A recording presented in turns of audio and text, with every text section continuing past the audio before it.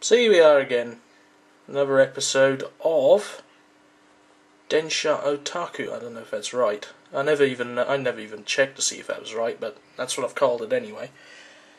This week it's British, so I might as well just say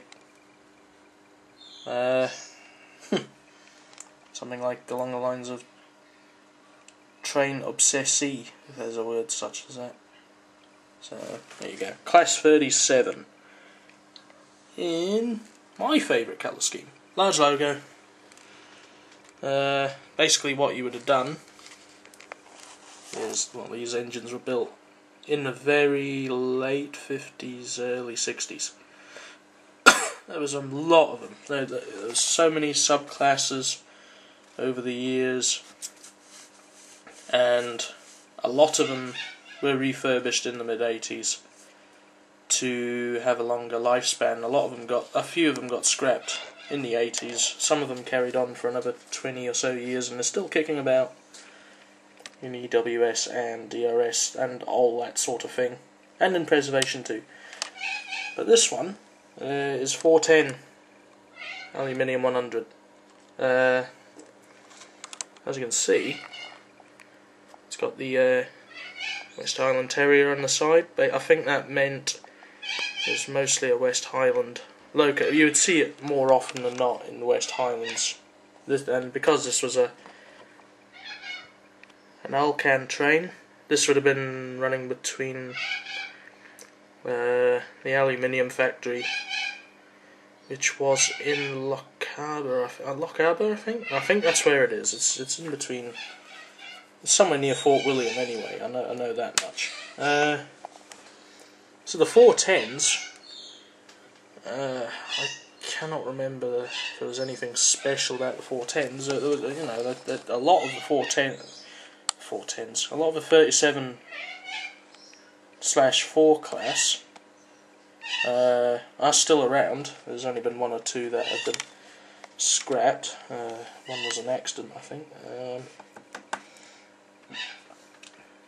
This sort of loco was still kicking about, pulling passenger trains until the early 90s, and then all the DMUs came in. So it's rare to see one on a passenger train. Still happens, but it's not very common now. What I'd like to say about this model in particular is a Bachmann branch line job. This one's code is 32382. So it's a class 37 410 in the blue. I just love this colour scheme. That's the reason why I have it. Love the engine, love the colour scheme. So I used to see them all the time. You still see them all the time up there because EWS still have them kicking around, as I say, and they do the plough work up the Scottish North lines, just wherever needs a plough anyway. This model itself I've had for, I can't even think, about 4 years, 4 or 5 years now I've had this one.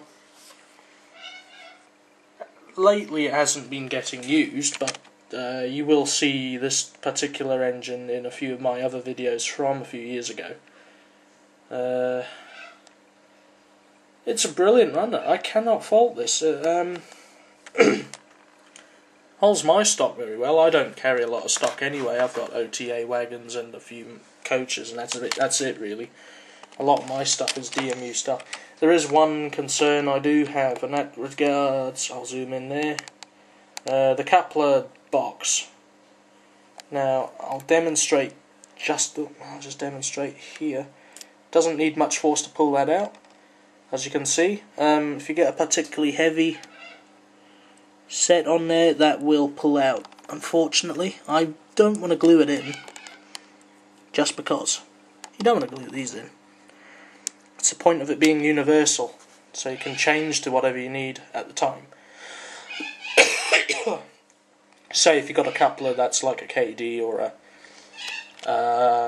what's the other one? Like the European style loop couplers maybe, Just whatever you happen to have, you can change it. That's the only criticism I have with this loco. I mean, it's absolutely beautiful. The colour scheme's nice. Fun fact, well, it's not really fun, but give us a shot. This particular blue, surprisingly enough, if you've ever watched the channel Osborne Motors Racing, that's the colour they use on the car. Seriously, it's the same colour. It even says it on the painting.